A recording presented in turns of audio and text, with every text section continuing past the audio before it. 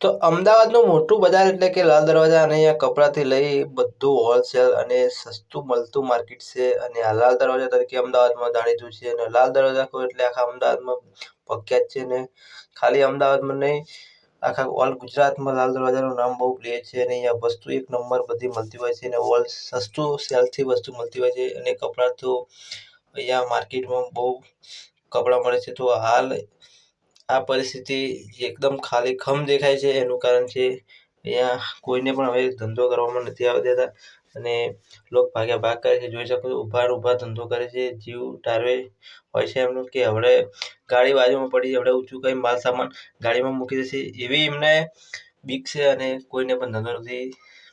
તો સરકારનો નિયમ છે કે અહીંયા દબાણમાં હશે કંઈક અને રસ્તા પર ન બેસવા દેવાનો હશે અરજી. તો આ બધું અત્યારે દોડધામ ચાલુ છે. જોઈ શકો તો લોક ઢહેર ઢહેર કોથળા લઈને માલ સામાન જાય છે. તો અમદાવાદનું એકમાત્ર લાલ દરવાજા એટલું મોટું મંદિર છે, ભદ્રકાળી મંદિર કહેવામાં આવે છે.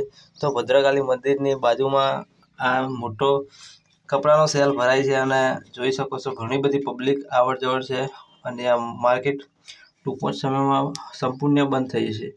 તો આવું રેગ્યુલર દુકાનો છે તે ચાલુ છે. બાકી જોઈ શકો છો ઘણી બધી આવડ જવડ ચાલુ છે. તો આ ઘણા બધા આપણે આગળના પણ બ્લોગમાં બતાવ્યું હતું. તો ફૂલ બ્લોગ આખો માર્કેટ પણ જોરદાર હતું. ને અત્યારે એકદમ ખાલી ખમ દેખાય છે. તો જોઈ શકો છો. તો મળીએ ફરી બ્લોગ વિડીયોમાં. જય માતાજી.